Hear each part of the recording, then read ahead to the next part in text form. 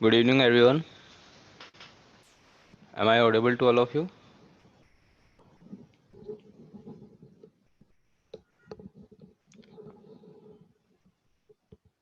I hope you all are doing good.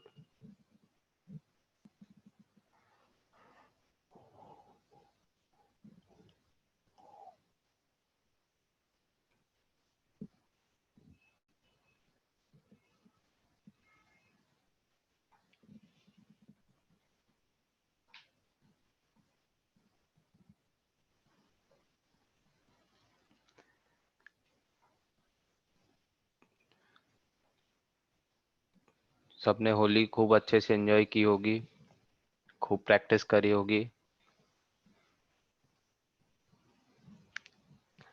अभी तक जो भी पढ़ा है उसमें किसी को भी कोई भी डाउट है तो वो पूछ सकते हैं।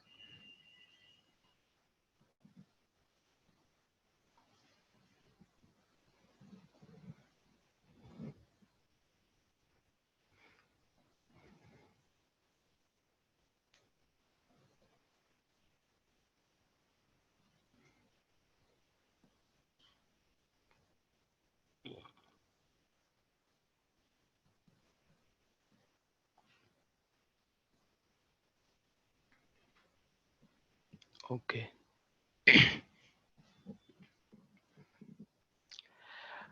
आज हम पढ़ते हैं trading style. Multiple time frame analysis के टाइम पे आप लोगों को याद होगा हम लोगों ने डिस्कस किया था, 4 टाइप की ट्रेड होती है हमारे पास: hourly income trade, daily income trade, weekly income trade and monthly income trade.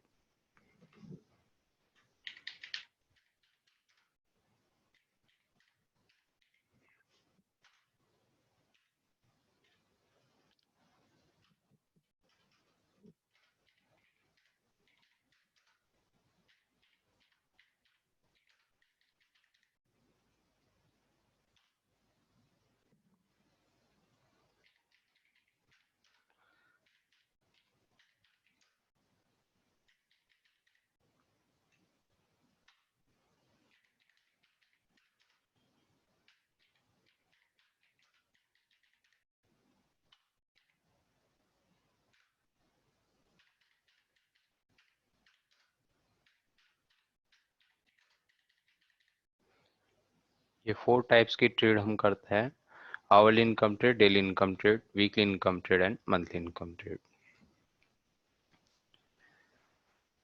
ये चारों ट्रेड अलग अलग टाइम फ्रेम पे इनका एग्जीक्यूशन होता है। अलग अलग टाइम फ्रेम पे हम इनके location and trend find out करते हैं।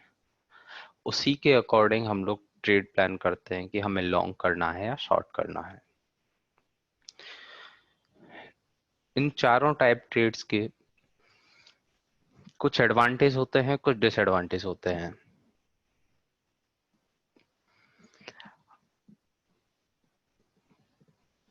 जनरली आवरली इनकम ट्रेड और डेली इनकम ट्रेड होती है वो इंट्राडे के लिए होती है, सेम डे के लिए। एंड सबसे छोटा टाइम फ्रेम जो होता है, सबसे छोटे टाइम फ्रेम पे जो ट्रेड हम प्लान करते हैं वो होती है hourly income trade. Hourly income trade का एग्जीक्यूशन टाइम फ्रेम क्या होता है, आप लोग बताइए।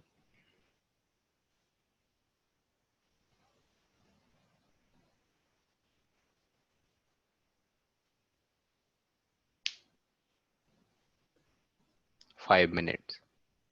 5 मिनट के टाइम फ्रेम पे हम लोग ट्रेड एग्जीक्यूट करते हैं, मतलब बहुत स्मॉल टाइम फ्रेम।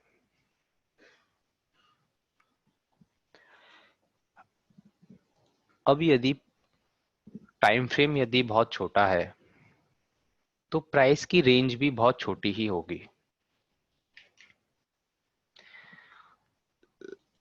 हम एक एग्जांपल के साथ देखें, ये एशियन पेंट है।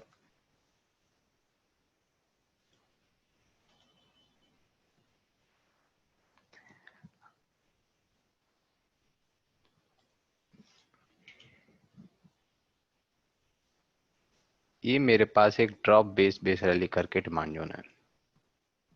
ये डिमांड जोन इस डिमांड की जो रेंज है वो ये है, बॉडी टू विक की रेंज ये है इसकी, 6 पॉइंट की रेंज है टोटल, 1848 से 1854, प्रॉक्सिमल लाइन के थोड़ा सा ऊपर एंट्री और डिस्टल लाइन के थोड़ा सा नीचे स्टॉप लॉस। टोटल 6 पॉइंट की रेंज है इस जोन की, क्योंकि ये टाइम फ्रेम 5 मिनट का है। अब जब हम इसके एडवांटेज और डिसएडवांटेज की बात करते हैं कि यदि हम 5 मिनट का टाइम फ्रेम ट्रेड करें तो क्या हमारे पास एडवांटेज होंगे, यदि हम लोग आवरली इनकम ट्रेड प्लान कर रहे हैं तो उस आवरली इनकम ट्रेड्स के क्या क्या एडवांटेज है हमारे पास। नंबर ऑफ ट्रेड्स हमारे पास ज्यादा हम फाइंड आउट कर पाएंगे और नंबर ऑफ ट्रेड्स हम ज्यादा से ज्यादा एग्जीक्यूट कर पाएंगे। मे बी एक दिन में 3 या 4, 3 या 4 ट्रेड्स हम लोग एग्जीक्यूट कर पाए। कोई ओवरनाइट रिस्क नहीं है, बिल्कुल सही। और कोई,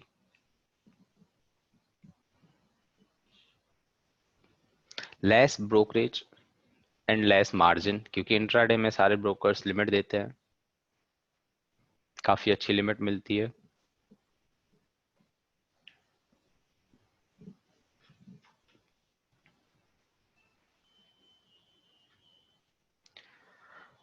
बट एक डिसएडवांटेज है इसका कि स्टॉप लॉस के चांसेस ज्यादा हो जाते हैं, स्टॉप लॉस के चांसेस ज्यादा होते हैं। यदि मार्केट में थोड़ा सा भी बाइंग प्रेशर और सेलिंग प्रेशर आता है तो ये ट्रेड बहुत जल्दी स्टॉप लॉस हो जाएगी। इस तरह की स्मॉल टाइम फ्रेम की ट्रेड्स को हम लोग टॉप डाउन अप्रोच के थ्रू ही अच्छी तरह से ट्रेड कर सकते हैं, जो कि हम आने वाले टाइम में पढ़ेंगे, टॉप डाउन अप्रोच के थ्रू।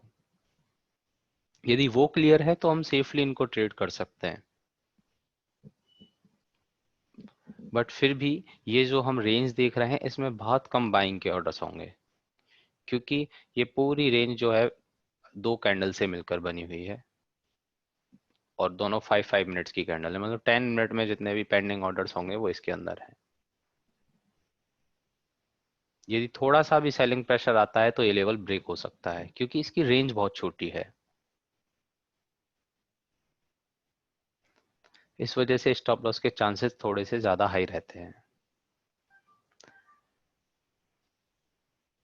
ये इसका डिसएडवांटेज है। एक और डिसएडवांटेज है स्लीपेज का। जो लोग पहले से ट्रेडिंग कर रहे हैं वो जानते होंगे कि यदि हम लोगों ने पहले से एक ब्रैकेट ऑर्डर होता है, ऑप्शन होता है जिसमें हम एंट्री स्टॉप लॉस टारगेट तीनों एक साथ लगा सकते हैं, एंट्री स्टॉप लॉस टारगेट तीनों एक साथ लगा सकते हैं। अब यदि सेलिंग प्रेशर थोड़ा ज्यादा है और प्राइस अचानक से एक ही कैंडल के अंदर इसमें आती है और बहुत ज्यादा हैवी सेलिंग प्रेशर के साथ आ रही है, तो हमारा जो स्टॉप लॉस पॉइंट है 1848 ये वाला, हो सकता है यहाँ पर हमारा सेलिंग का ऑर्डर एग्जीक्यूट नहीं हो, 2 या 3 पॉइंट्स नीचे एग्जीक्यूट हो। उसको हम स्लिपेज बोलते हैं, वो स्लिपेज का रिस्क इसमें रहता है।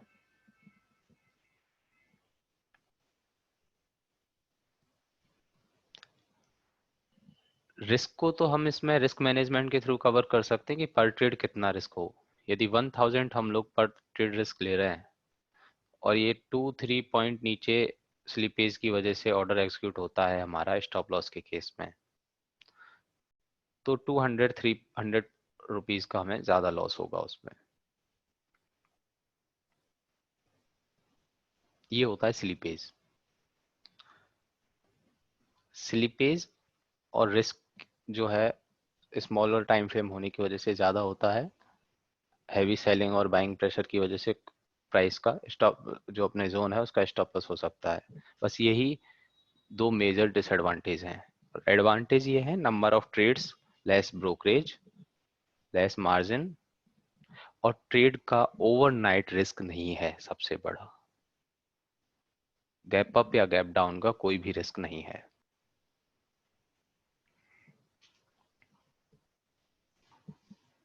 ये 5 मिनट की कैंडल की जो रेंज थी वो हमने 6 पॉइंट की थी। अब हम आते हैं डेली इनकम ट्रेड पे। डेली इनकम ट्रेड का एग्जीक्यूशन टाइम फ्रेम क्या रहता है?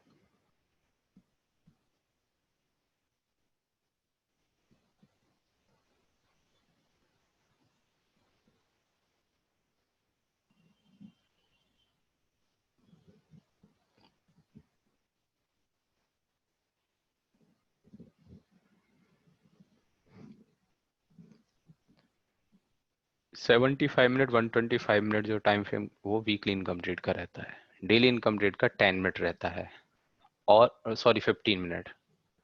और यदि 15 मिनट पे हमें अच्छा सेटअप नहीं मिल रहा है तो हम 10 मिनट पे भी जा सकते हैं। बट प्रायोरिटी हमारी जो है वो 15 मिनट रहने वाली है। वो मैंने आपको बताया था कि कितने मिनट्स का हमारा मार्केट ओपन रहता है, उसको 75 मिनट, 125 मिनट और 15 मिनट से यदि हम डिवाइड करते हैं तो हमारे पास जो कैंडल्स के नंबर आते हैं कि कितनी कैंडल्स फॉर्म होती हैं, वो एक्यूरेट आती हैं।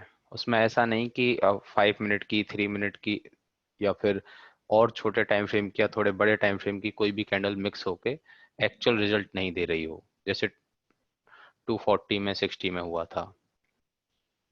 इस वजह से 15 हमारी प्रायोरिटी रहेगी।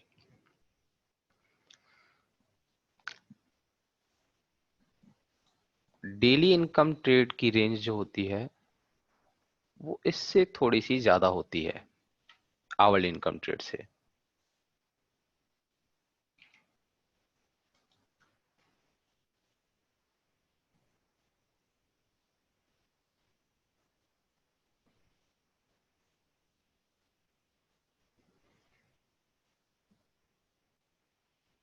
डेली इनकम ट्रेड की रेंज इससे थोड़ी ज्यादा होती है।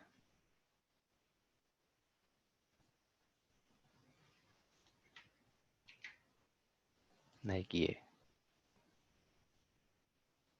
इसमें 16 पॉइंट की रेंज है।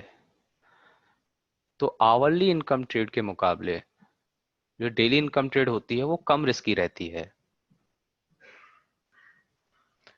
इंट्राडे ही ट्रेड होती है तो ओवरनाइट रिस्क भी नहीं रहता है इसमें, सेम एचआईटी की तरह, और लेस मार्जिन में और लेस ब्रोकरेज में काम होता है।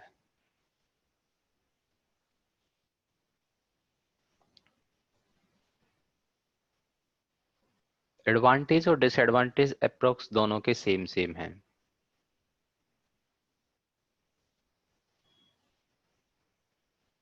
बट आवरली इनकम ट्रेड के मुकाबले जो डेली इनकम ट्रेड है वो बेटर रहती है। क्यों? क्योंकि उसकी रेंज बड़ी होती है, टाइम फ्रेम बड़ा होता है, और वो थोड़े से सेलिंग प्रेशर या बाइंग प्रेशर को हैंडल कर सकती है। Daily income trade, daily income trade भी बेसिकली इंट्राडे ही क्लोज हो जाती है। इसमें एक या दो ट्रेड ही हम लोग प्लान कर सकते हैं और एग्जीक्यूट होती हैं हमारी एक या दो ट्रेड।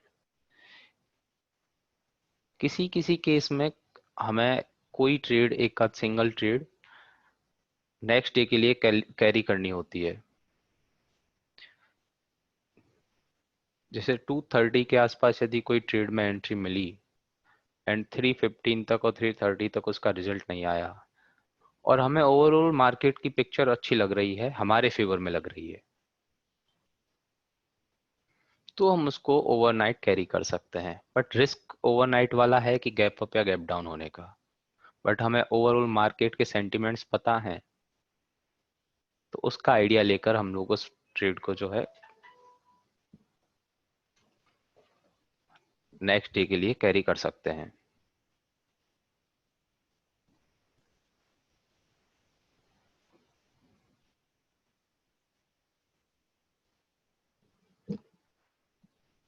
फिर बात करते हैं वीकली इनकम ट्रेड की। वीकली इनकम ट्रेड का जो ट्रेडिंग टाइम फ्रेम होता है वो होता है 75 मिनट और 125 मिनट। 75 मिनट और 125 मिनट। अब इसका टाइम फ्रेम बड़ा है तो एंट्री स्टॉप लॉस का जो पॉइंट होगा वो भी बड़ा ही होगा, उसकी जो रेंज होगी एंट्री स्टॉप लॉस की, वो भी बिग ही होगी। ये देखिए 75 मिनट के टाइम फ्रेम की बात करूं तो मैं 125 मिनट पे थोड़ा और ज्यादा,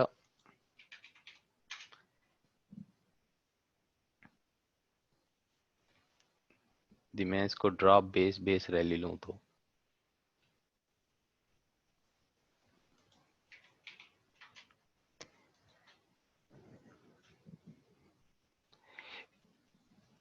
वीकली इनकम ट्रेड के जो एडवांटेज हैं उसमें स्टॉप लॉस के चांसेस बहुत कम रहते हैं। क्यों? क्योंकि हायर टाइम फ्रेम की पिक्चर है, एंड हायर टाइम फ्रेम की पिक्चर में ज्यादा ऑर्डर्स पेंडिंग ऑर्डर्स रहते हैं, तो वो एक अच्छे बाइंग या सेलिंग प्रेशर को कंट्रोल कर सकती है, फेस कर सकती है, बड़ी रेंज, बिग रेंज। इस वजह से स्टॉप लॉस के चांसेस थोड़े कम रहते हैं।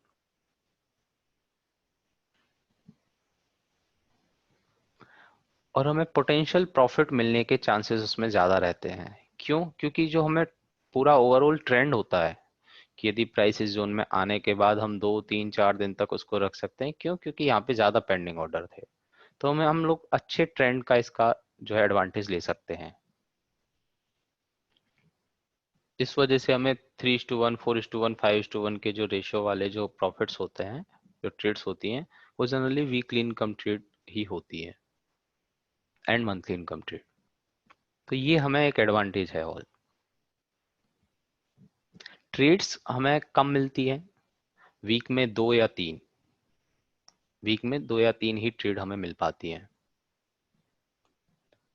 एंड पेशेंस इसमें बहुत ज्यादा चाहिए होता है डेली इनकम ट्रेड और आवरली इनकम ट्रेड के मुकाबले। क्योंकि ट्रेड 2 दिन, 3 दिन, 4 दिन, 5 दिन के लिए भी ओपन रह सकती है। प्रोफेशनल ट्रेडर हमेशा अपने स्टॉप लॉस, एंट्री और टारगेट तीनों पॉइंट का जो उन्होंने प्री प्लान कर रखा है उसी का वेट करते हैं। अभी जब तक हम लोग सीख नहीं जाते, प्योर टेक्निकल ट्रेडर नहीं बन जाते, तो एज ए नोवाइस ट्रेडर हम लोग क्या करते हैं कि यदि स्टॉप लॉस होता है तो स्टॉप लॉस के पॉइंट को थोड़ा सा नीचे करना, स्टॉप लॉस को ट्रेल नहीं, थोड़ा सा नीचे करना बाइंग के केस में, और टारगेट जल्दी से जल्दी बुक कर लेना। थोड़ा सा भी पैसा मिल रहा है तो उसको बुक कर लिया। ये सब अब नहीं चलेगा। अब हमें जो करना है, एकदम प्रोफेशनल की तरह ट्रेडिंग करनी है। वीकली इनकम ट्रेड के एडवांटेज देख लिए, स्टॉप लॉस के चांसेस कम होते हैं, प्रॉफिट अच्छा मिलता है, अच्छे रेशियो की ट्रेड्स हमें मिलती हैं। डिसएडवांटेज हैं, एक तो इसमें ज्यादा कैपिटल रिक्वायर्ड होता है। लाइक हम किसी भी चीज किसी भी शेयर की डिलीवरी ले जाते हैं तो उसमें हाई मार्जिन चाहिए होता है, ओवरनाइट रिस्क भी रहता है,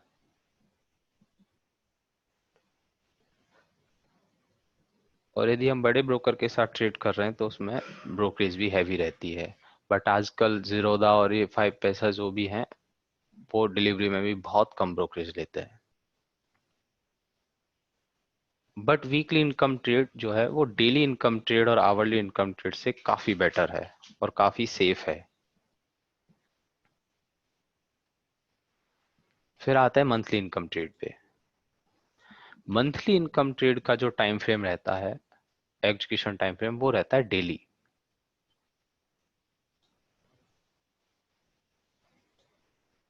मंथली इनकम ट्रेड का एग्जीक्यूशन टाइम फ्रेम रहता है डेली।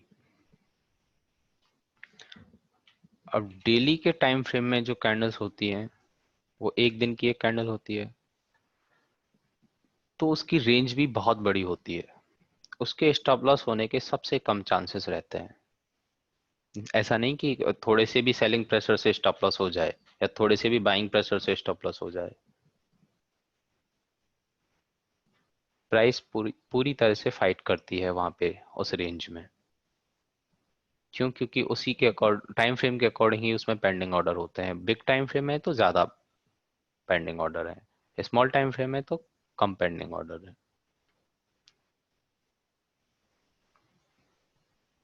मार्जिन इसमें ज्यादा चाहिए होता है, ओवरनाइट रिस्क भी रहता है, और वीकली इनकम ट्रेड से ज्यादा पेशेंस की जरूरत होती है।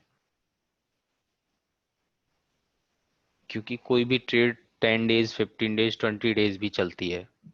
कोई ट्रेड होती है वो एक दिन में ही एग्जीक्यूट हो जाती है। और 15 डेज, 20 डेज हम लोग डेली एक ही स्टॉक में हैं, बाइंग साइड में, सेलिंग साइड में, तो उसके लिए बहुत पेशेंस चाहिए होता है। वो पेशेंस धीरे धीरे धीरे धीरे आता है टाइम के साथ। बट इसके एडवांटेज क्या है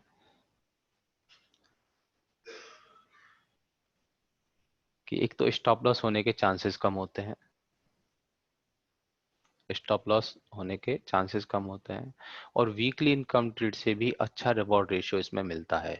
जो आरआर के हमने रिस्क मैनेजमेंट में पढ़ा था, उसके अकॉर्डिंग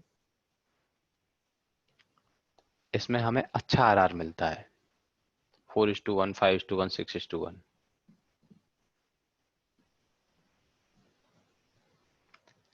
अभी इनिशियली हम लोगों को वीकली इनकम ट्रेड और मंथली इनकम ट्रेड ही प्लान करनी है, उसी पे फोकस करना है।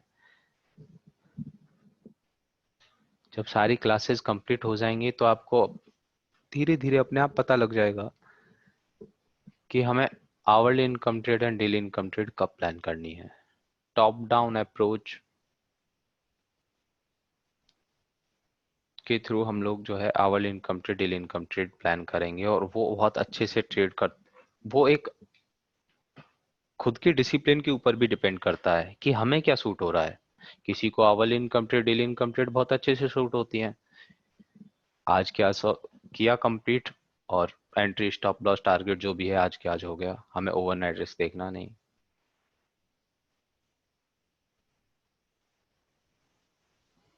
कई लोगों को weekly income trade, monthly income trade suitable होती है, तो अपने सूटेबिलिटी के हिसाब से है कैसे हम लोग, क्या हमें सूट करता है, कौन सा टाइम फ्रेम हमें अच्छी तरह से, कौन सी जो ट्रेडिंग स्टाइल है वो अच्छी तरह से हमें सूट कर रही है। अभी के लिए सिर्फ हम लोग weekly income trade and monthly income trade plan करेंगे।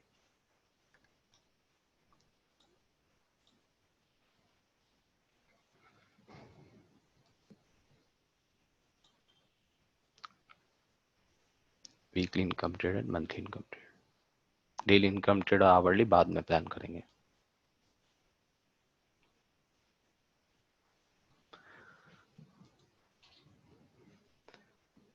फिर आते हैं हम मूविंग एवरेज पे।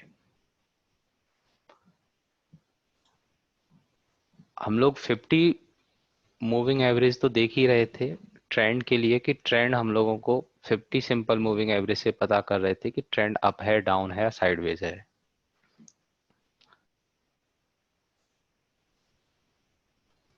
इसकी क्या कैलकुलेशन रहती है, मूविंग एवरेज की क्या कैलकुलेशन रहती है, और हम लोग इसे किस हिसाब से यूज में लेने वाले हैं, कैसे ये करंट मार्केट प्राइस कैसे इसको इफेक्ट करती है, वो हम लोग अभी सीखते हैं।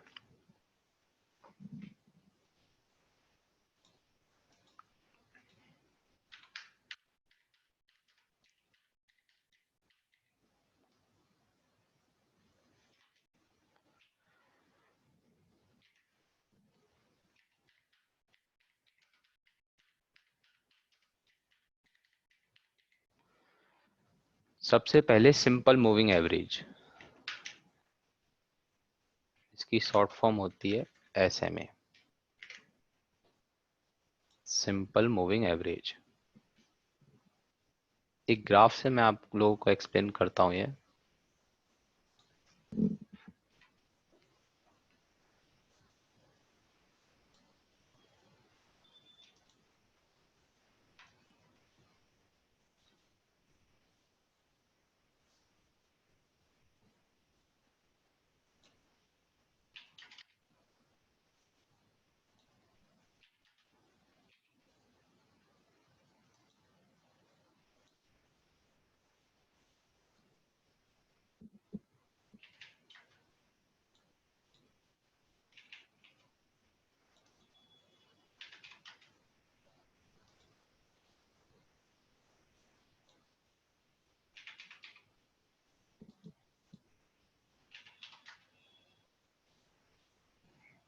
ये किसी भी स्टॉक की प्राइस है, 100, 105, 110, 115,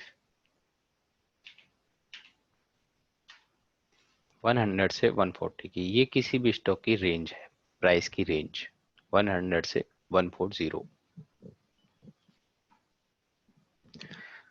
अभी हम सिंपल मूविंग एवरेज की बात कर रहे हैं, जो कि हम लोग ट्रेंड के लिए देख रहे थे, ट्रेंड चेक कर रहे थे सिंपल मूविंग एवरेज से।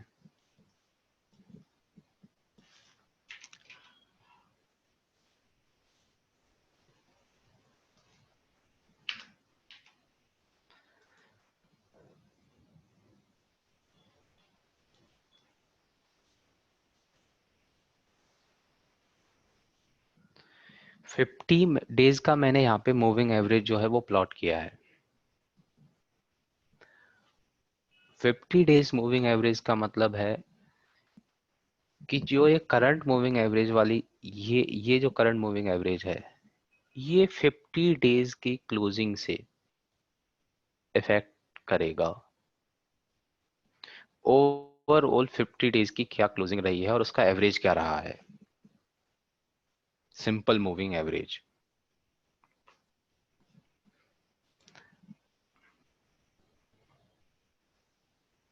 मैं 5 डेज से आपको एक्सप्लेन करता हूँ।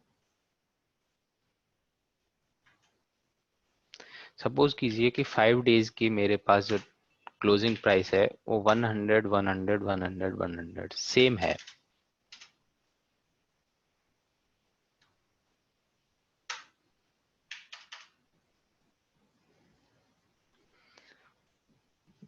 तो मेरे पास इसका एवरेज क्या आएगा,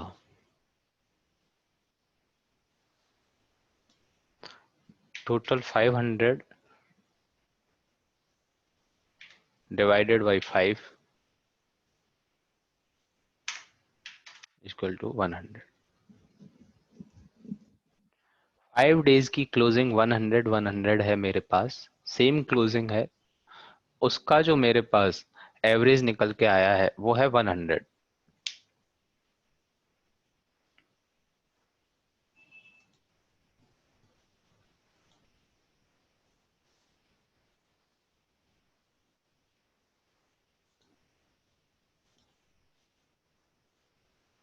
मींस प्राइस का एवरेज यहां से शुरू हुआ है कहीं। अब मैं बात करूं कि अब एक आज के डेज की, प्रेजेंट डे की नई जो क्लोजिंग है वो है 110। अब यदि आज प्राइस 110 पे क्लोज हुई है, तो जो मेरा मूविंग एवरेज है, और मूविंग एवरेज का जो प्रीवियस डेटा है लास्ट डे का, वो कैंसिल हो जाएगा। मतलब अब जो काउंट होगा एवरेज में, वो लास्ट वाला डे तो हट जाएगा और न्यू क्लोजिंग डे जो है वो इसमें ऐड हो जाएगा।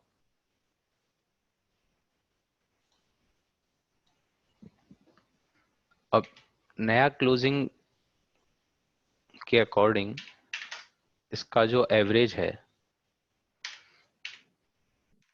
वो मेरे पास आएगा 102।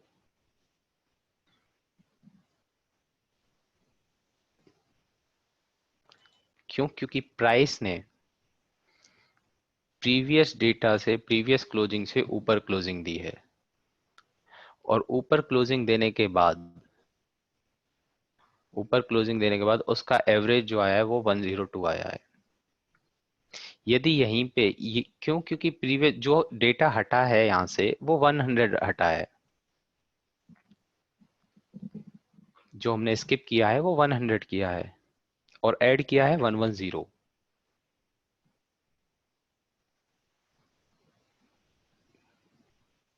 इस वजह से इसका जो एवरेज आया है वो आया है 102। तो मेरी जो लाइन है,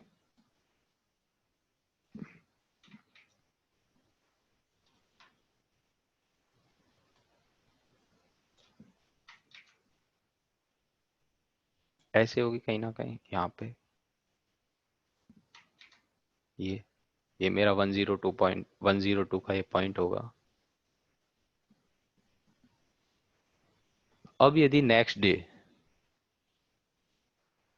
मेरी क्लोजिंग प्राइस जो है वो 115 है, 115 के अकॉर्डिंग मेरी टोटल जो वैल्यू निकल के आएगी 125, और उसका मैं एवरेज निकालूंगा।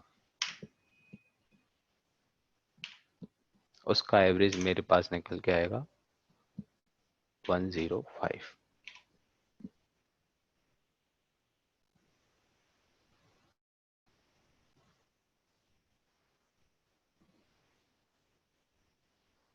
बिल्कुल कपिल, 5 डे की क्लोजिंग इसको इफेक्ट करेगी। यदि मैं इसको 50 डेज करता हूं तो मेरे पास पूरी टोटल 50 डेज की होगी।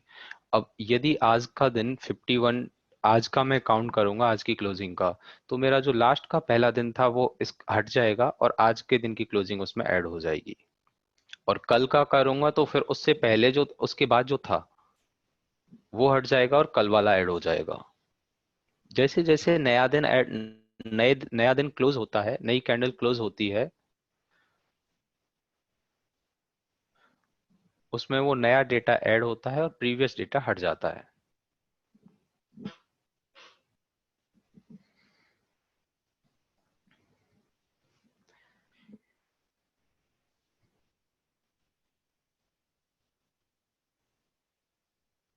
ये 105 का ये मेरे पास यहाँ पे आ गया।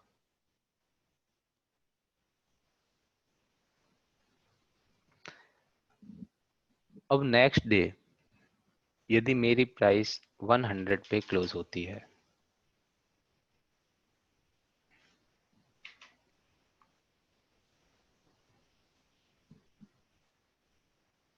नेक्स्ट डे मेरी प्राइस 100 पे क्लोज होती है, तो मेरे पास जो नया एवरेज निकल के आएगा वो क्या होगा?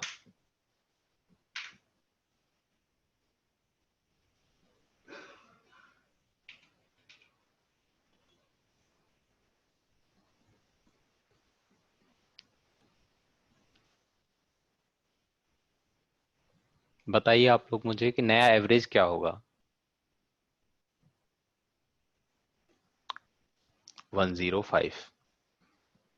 क्यों? क्योंकि जो डेटा मेरे पास हटेगा यहाँ से, जिसको सिस्टम डिलीट करेगा इसको 100 को, वही सेम डेटा मेरे पास ऐड हुआ है। वही सेम डेटा मेरे पास ऐड हुआ है।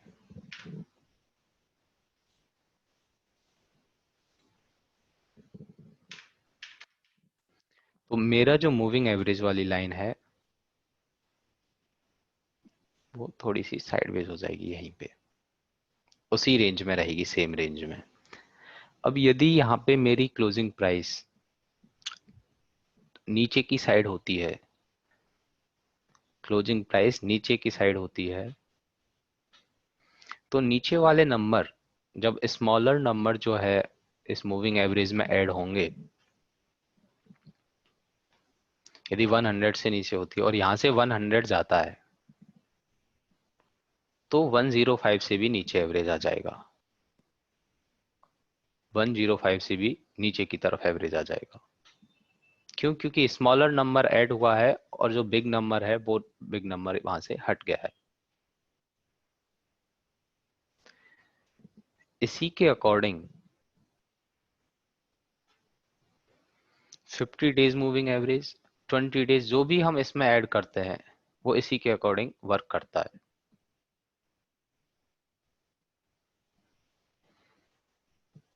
ये मैंने 5 डेज का कर रखा है, अभी मैं इसको, सॉरी 50 डेज का कर रखा है, 5 का करता हूँ।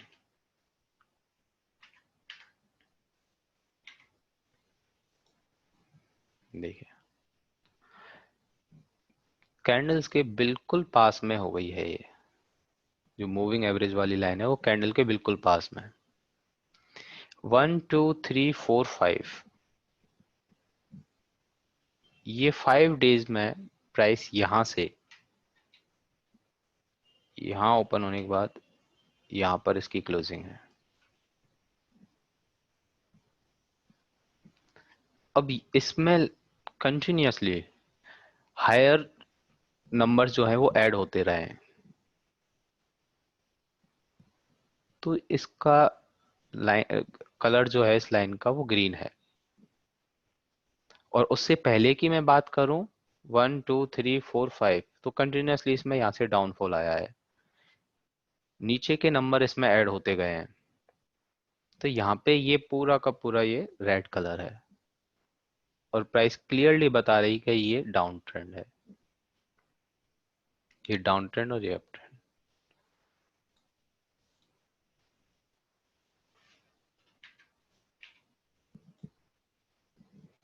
वहीं पे मैं 1 मिनट की बात करूं तो 1 मिनट पे देखिए कि जो कैंडल जिसमें क्लोजिंग दी है, जिस कलर में जिस कैंडल ने क्लोजिंग क्लोजिंग दी है, उसी के अकॉर्डिंग जो मूविंग एवरेज है अपने कलर फॉर्म कर रहा है।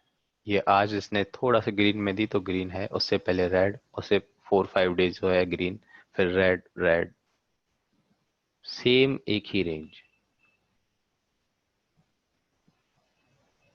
देखिए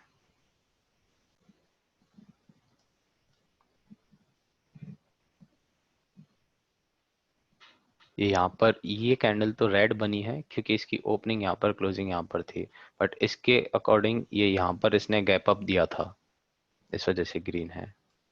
देखिए ये बिग ग्रीन कैंडल बनी उस दिन, नेक्स्ट डे उसकी क्लोजिंग अच्छी थी।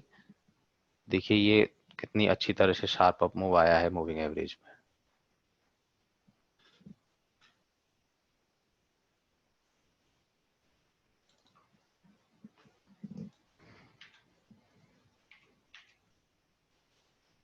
ये सिंपल मूविंग एवरेज क्लियर है सबको कि सिंपल मूविंग एवरेज कैसे वर्क करता है? 50 डेज के क्लोजिंग से यदि हम 50 मूविंग एवरेज के साथ काम कर रहे हैं तो 20 मूविंग एवरेज के साथ काम कर रहे हैं सिंपल मूविंग एवरेज के साथ, और 20 डेज के क्लोजिंग डेटा से 10 के साथ तो 10 डेज का, 5 के साथ तो 5 डेज का।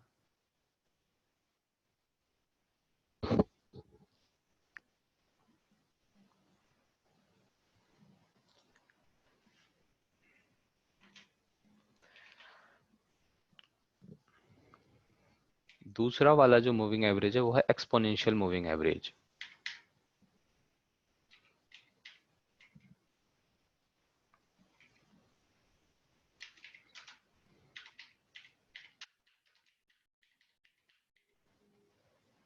इसको शॉर्ट में बोलते हैं ईएमए। हमने अभी तक सिर्फ सिंपल मूविंग एवरेज पढ़ा था और उसी के ऊपर हम वर्क कर रहे थे ट्रेंड देखने के लिए।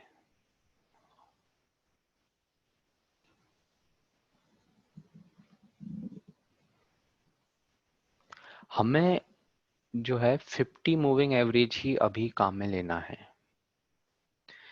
क्यों? क्योंकि स्टैंडर्ड टाइम फ्रेम यही है और बैक टेस्टिंग से सबसे ज्यादा अच्छे रिजल्ट इसी से मिले हैं, इस वजह से हम लोग सिर्फ 50 मूविंग एवरेज को काम में लेते हैं और 20 और 10 को नहीं लेते हैं।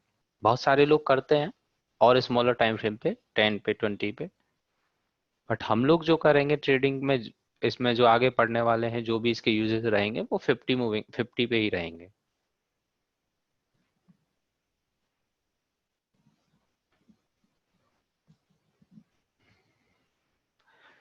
दूसरा है exponential moving average. Exponential moving average जो होता है, यहाँ पे हम लोग एवरेज वाले पे ऐड करते हैं, ऐड स्टडी,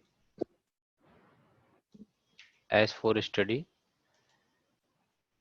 इस पे क्लिक करेंगे, यहाँ पे एवरेज, एंड एवरेज टाइप में एस के नीचे है ई, मतलब एक्सपोनेंशियल, यहाँ पे उसका नाम लिखा रहा है, और एवरेज पीरियड में इसका 50 करता हूँ।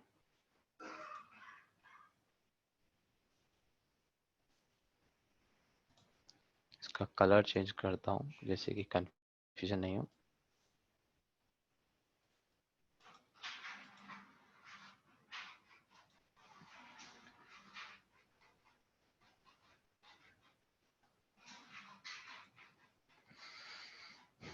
जो ग्रीन और रेड का मिक्स है वो सिंपल मूविंग एवरेज है, और जो ब्लू है वो मेरे पास एक्सपोनेंशियल मूविंग एवरेज है।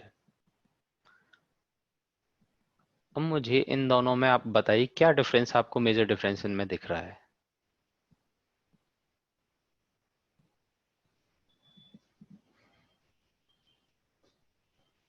सिंपल मूविंग एवरेज में और एक्सपोनेंशियल मूविंग एवरेज में।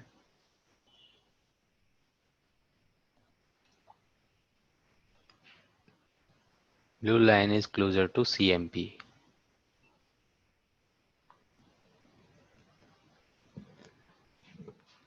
जो एक्सपोनेंशियल मूविंग एवरेज है वो सिंपल मूविंग एवरेज से ज्यादा नियरेस्ट ट्रेड कर रहा है करंट मार्केट प्राइस के।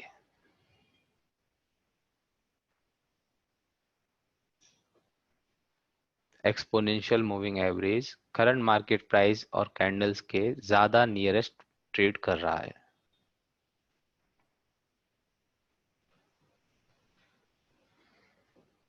इसका मतलब है कि जो एक्सपोनेंशियल मूविंग एवरेज है, मूविंग एवरेज में से पता चल रहा है कि एवरेज तो जो है वो 50 डेज क्लोजिंग का ही होगा, या जितने भी टाइम फ्रेम पे हम ट्रेड कर रहे हैं उसी डे उतने ही दिन की क्लोजिंग का ही होगा। बट एक्सपोनेंशियल मूविंग एवरेज में जो नियरेस्ट डेटा होता है उसको ज्यादा प्रायोरिटी दी जाती है।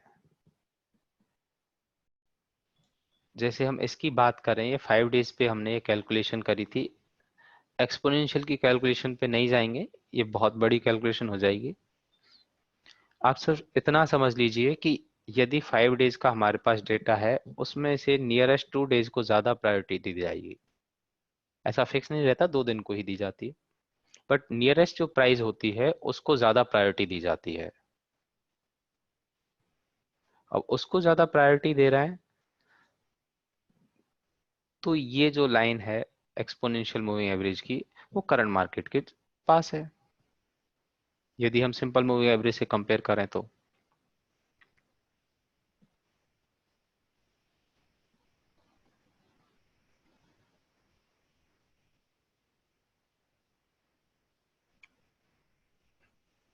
इसमें एक्सपोनेंशियल मूविंग एवरेज में और सिंपल मूविंग एवरेज में एक्सपोनेंशियल की स्ट्रेंथ ज्यादा है। क्योंकि उसमें क्लोजेस्ट प्राइस को, जो नियरेस्ट प्राइस है उसको ज्यादा प्रायोरिटी दे रखी है।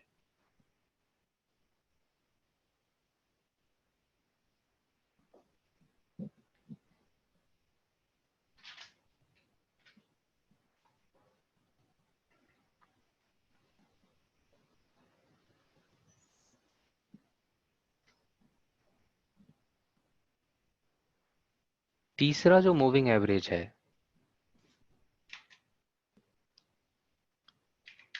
वो है लीनियरली वेटेड एवरेज।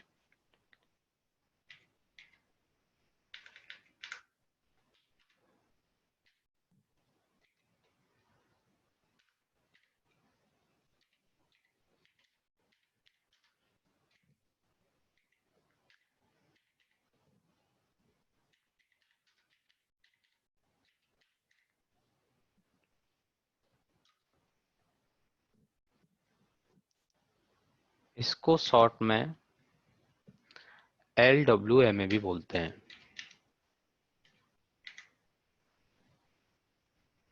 LWMA।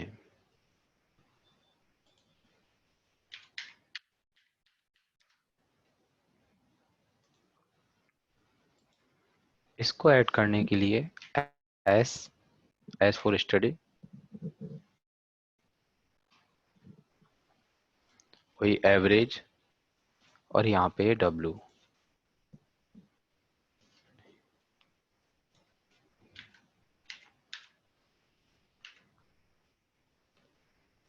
इसका कलर मैं चेंज करता हूँ।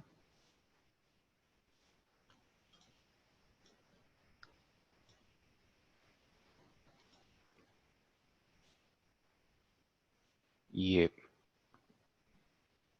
अब मुझे इन तीनों में आप लोग डिफरेंस बताइए, इन तीनों में क्या डिफरेंस है।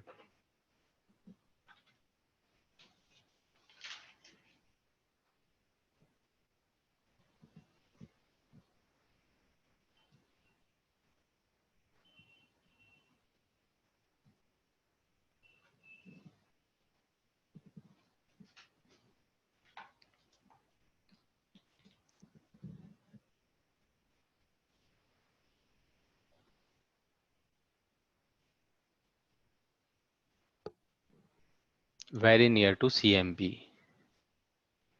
जो लीनियर वेटेड एवरेज लाइन है वो CMP के और भी ज्यादा पास है।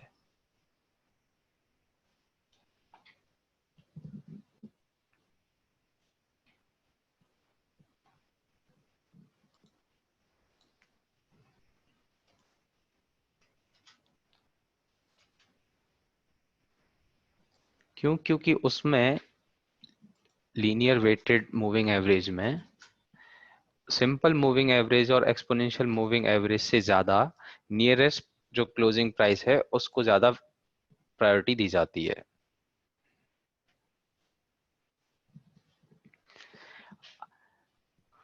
आने वाले टाइम में हम लोग इन्हीं तीनों चीजों पे डिस्कशन करेंगे। उसमें से सबसे ज्यादा जो काम में आने वाली चीज है वो एक्सपोनेंशियल मूविंग एवरेज है। एक्सपोनेंशियल मूविंग एवरेज और सिंपल मूविंग एवरेज, और उन दोनों में से भी एक्सपोनेंशियल मूविंग एवरेज। इस एक्सपोनेंशियल के थ्रू हम लोग डिमांड सप्लाई के साथ ट्रेड करेंगे। सिंपल नॉर्मल कुछ भी नहीं कि सिर्फ एक्सपोनेंशियल के ऊपर ही हम लोग ट्रेड कर रहे हैं। जो भी हम लोग एडवांस सीखने वाले हैं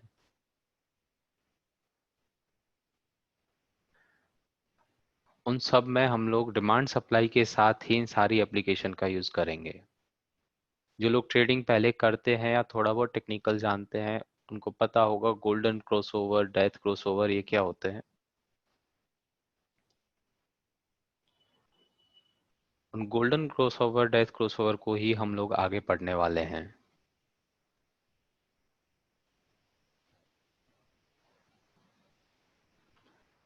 एक्सपोनेंशियल मूविंग एवरेज नित्यानंद सबसे अच्छा रहता है।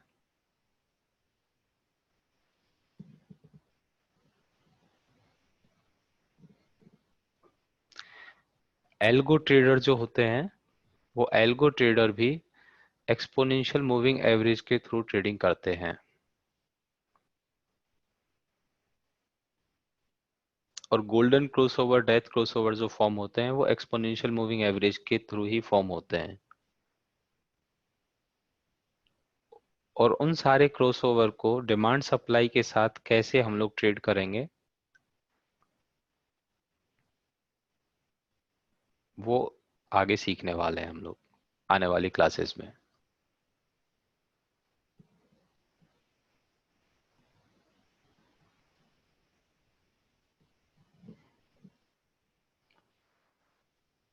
अभी तक ये जो भी हमने टॉपिक पढ़ा है उसमें किसी को कोई भी डाउट, कोई भी क्वेश्चन?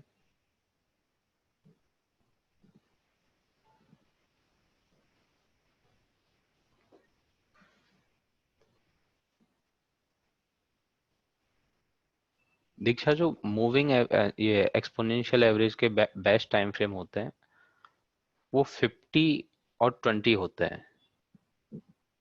50 EMA और 20 EMA। नो, 50 EMA और 20 EMA। एक बार किसी ने पूछा था कि ये बाकी के एवरेज लाइन जो हैं वो किस काम के हैं। देखिए मैंने यहाँ पे ऐड कर रखे हैं 50 एंड 20। इसको परमानेंटली सेव कर रखा है। तो मैं इस ग्राफ को क्लोज करता हूँ एंड उसके बाद कोई भी ग्राफ ओपन करता हूँ तो उस पे ये 50 और 20 आएगा ही। 50 एक्सपोनेंशियल और 20 एक्सपोनेंशियल और सिंपल मूविंग एवरेज।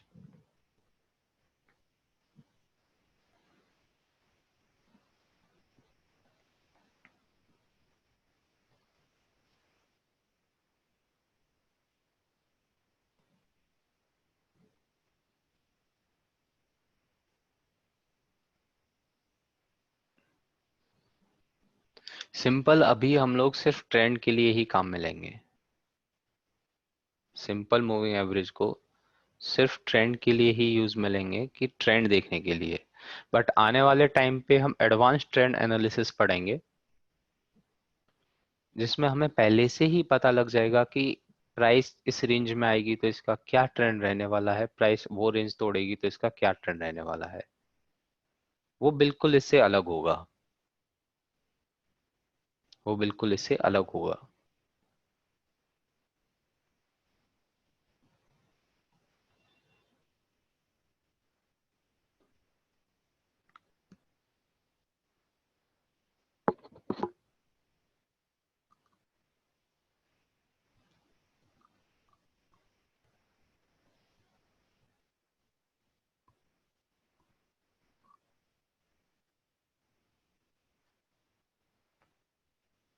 बहुत ज्यादा काम में नहीं आएगा सिंपल मूविंग एवरेज,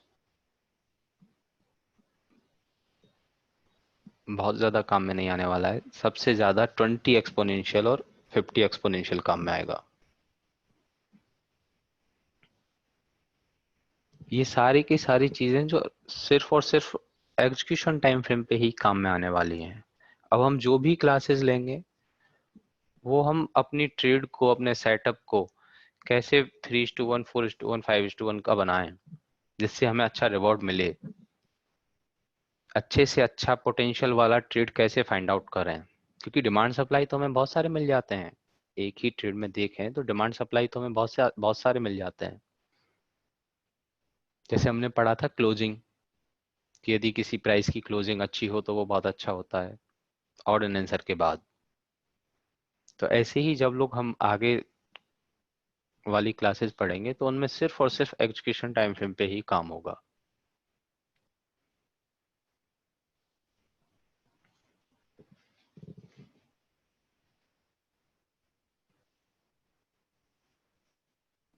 और किसी को कोई भी डाउट, कोई भी क्वेश्चन?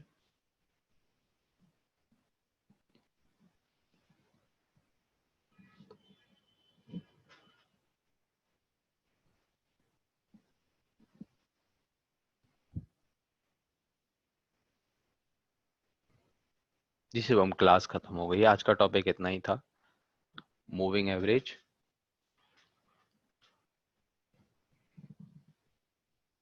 और ट्रेडिंग स्टाइल।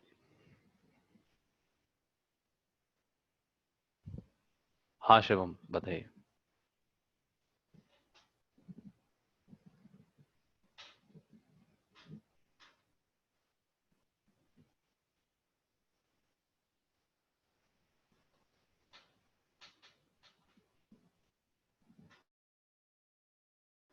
कोचिन शिपयार्ड।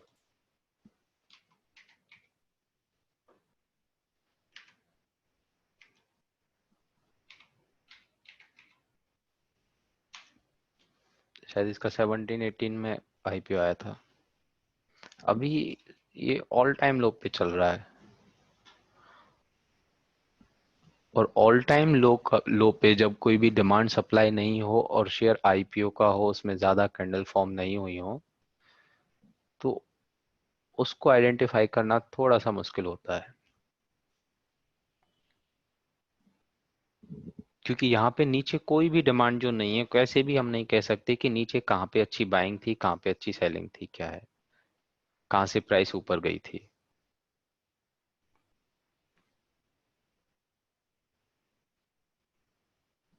सिर्फ इसको फंडामेंटली रिजल्ट बेस पे इसको देखा जा सकता है।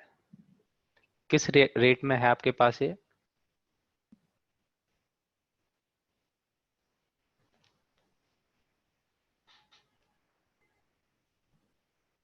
336। मेरे अकॉर्डिंग आपको एग्जिट होना चाहिए इसमें।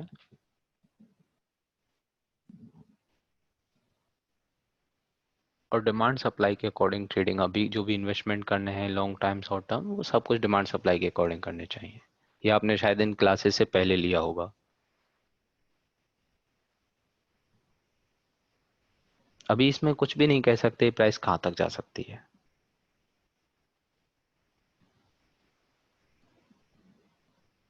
बाटा।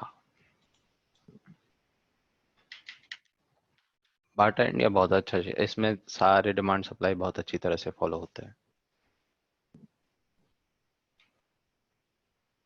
अभी एक इस क्वार्टरली के डिमांड जोन में है।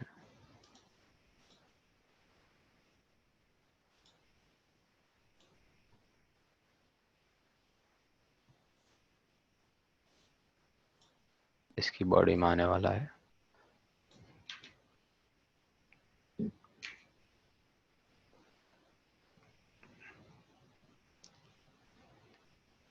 ये जो पॉइंट है, ये इसमें यहाँ पे हम लोगों को एंट्री लेनी चाहिए, ये वाला पॉइंट।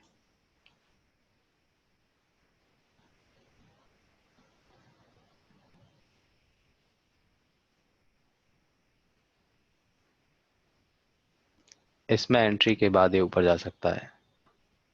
ये रैली बेस रैली मुझे बहुत ज़्यादा अच्छा नहीं लगता, ये वीकली का जो आपने ये जो डिमांड जोन है ना, ये बहुत ज़्यादा अच्छा नहीं है।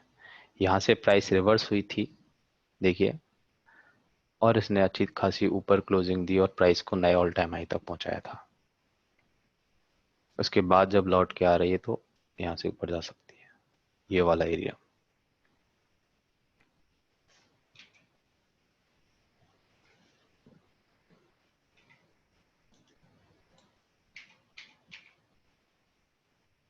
यहाँ से 1600 से भी ऊपर चला जाएगा।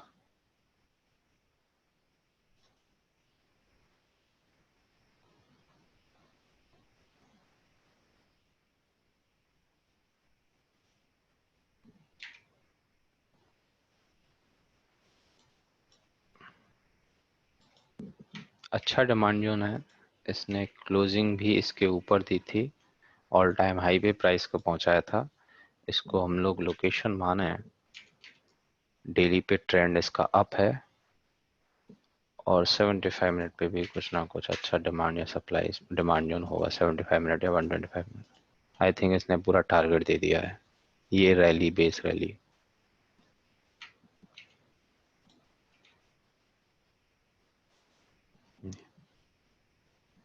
अच्छा खासा ऊपर चला गया है यहाँ तक, और ऊपर जा सकता है, चांसेस हैं इसके ऊपर जाने के।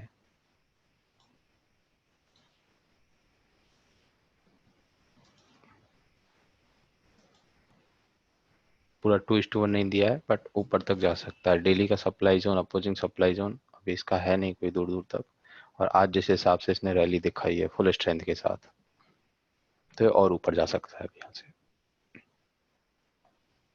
आपकी एंट्री किस पॉइंट पे सस्मित? अच्छा, आप बाटा की बात कर रहे हैं।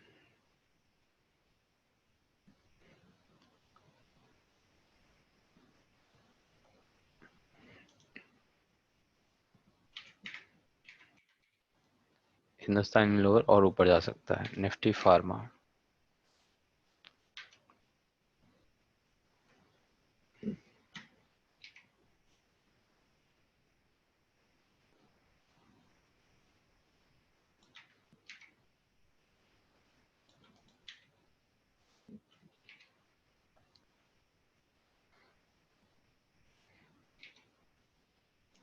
क्वार्टरली के डिमांड जोन में सरवाइव कर रहा है निफ्टी फार्मा।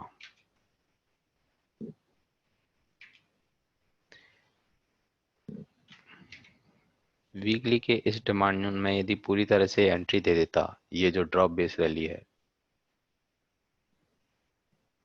तो हम निफ्टी फार्मा के शेयर थे उनमें लॉन्ग हो जाते। बट अभी इसने एंट्री नहीं दी है, हो सकता है एक बार यहाँ पर आए, इसकी बॉडी में एंट्री दे, फिर ऊपर जाए।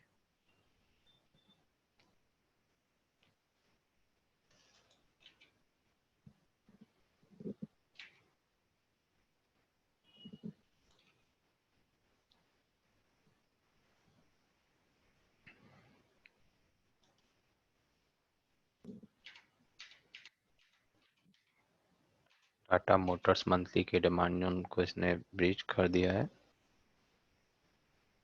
Drop base rally. कौन से टाइम फ्रेम पे आया है टाटा मोटर्स डिमांड जोन में, कपिल?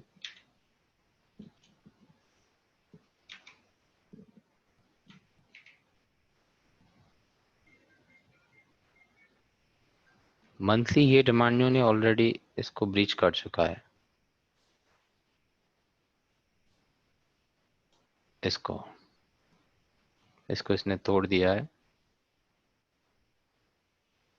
अब ये और थोड़ा सा नीचे, इसको भी अवॉइड करना चाहिए, थोड़ा और नीचे आ सकता है ये।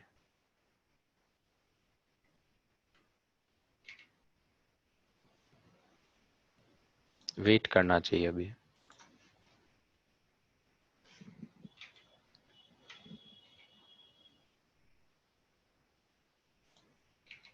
क्वार्टरली का डिमांड जोन ये है, एंड मंथली का ये है 67.55 पे।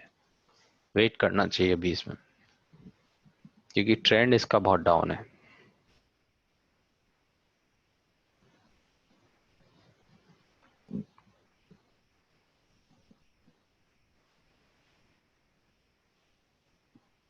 और किसी को कोई डाउट?